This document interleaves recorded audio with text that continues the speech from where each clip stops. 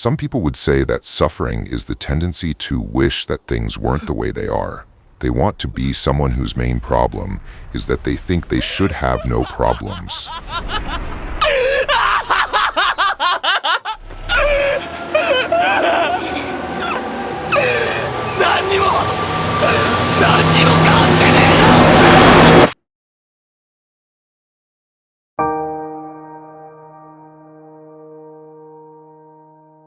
The root cause of suffering is that we tend to deny our own reality. Pain is inevitable. Suffering is not. If you are alive, you will experience pain. This is inevitable, and there is no escape from this. But we do have a choice about how much we suffer. How do we deal with this pain?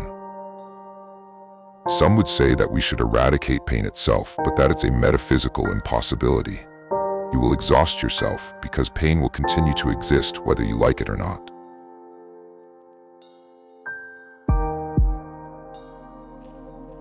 When we are sad or depressed, what portion of our experience comes from events outside our control, and what portion is explained by our expectations, interpretations, self-talk, narratives, beliefs, and biases?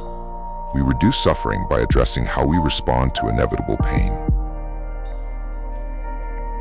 For example, imagine you are walking in a beautiful forest. It's warm and bright, the birds are singing. It feels like you're in paradise.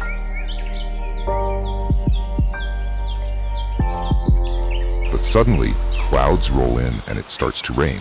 The birds stop singing and chirping. The path becomes muddy and slippery, and you slip and fall. Your lovely walk is not so lovely anymore. It is the nature of reality to change, but if we cling to things and form attachment, we will suffer. It's completely natural to rain. Sometimes birds sing, sometimes they don't. Sometimes we slip and fall too. Suffering is gone once we learn that nothing lasts forever. Let's take a look into stoicism. A stoic is someone who morphs fear into prudence, pain into transformation, mistakes into initiation, and desire into undertaking. The Stoics of the past understood that pain is a part of life, and by focusing passively on it and dwelling on negativity, the pain gets amplified, and we lose the power to focus on what we valued. Seneca once said, "Do not let us build a second story to our sorrow by being sorry for our sorrow." Epictetus also advised us to make the best of what is in our power and take the rest as it naturally happens. The famous Stoic serenity prayer states, "God grant me the serenity to accept the things I cannot change, the courage to change the things I can, and the wisdom to know the difference."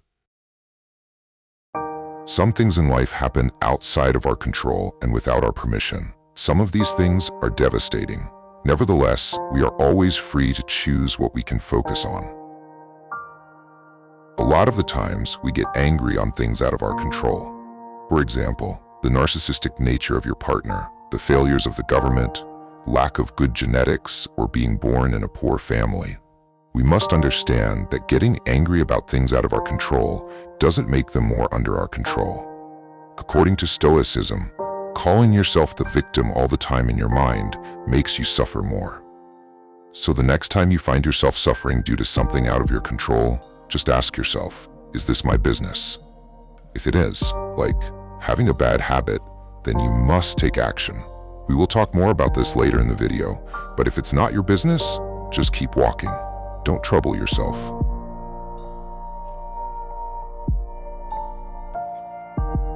Keep in mind that I am only advising you to accept the things that are out of your control and cannot be changed. Sometimes we suffer due to our own stupidity. We could be in denial and avoiding all the signals we had before telling us to quit something bad, and now the pain is showing us that we can no longer avoid it. Emotional and mental suffering can sometimes be a way for our brain telling us to get away from a situation. Think about someone who is doing a job they hate. They are underpaid, mistreated, and overworked. They don't try to change their lives because quitting the job is scary, and thus they continue to suffer. This person will keep receiving more and more pain signals, and they will suffer from mental and physical problems in the future.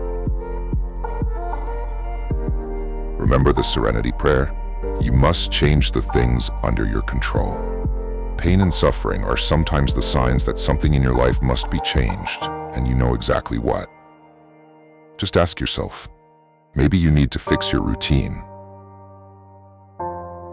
Or maybe you need to study with more focus and avoid distractions.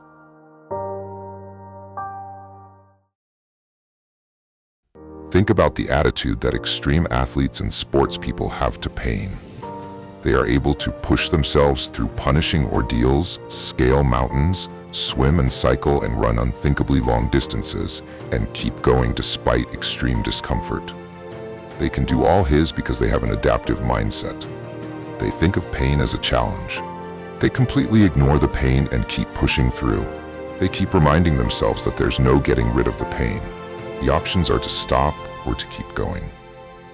Doing all this must be sounding very hard to you, but it's not that hard.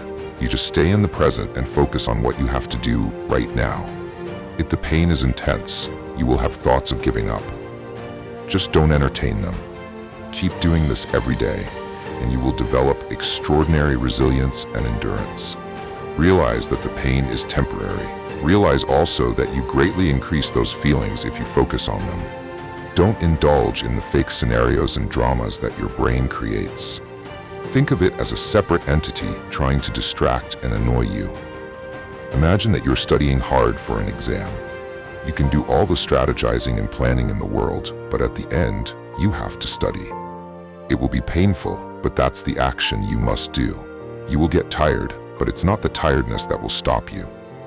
It's your attitude towards it. Take small breaks in which you don't do anything that will raise your dopamine level, and then get back to work. Remember that there are people relying on you.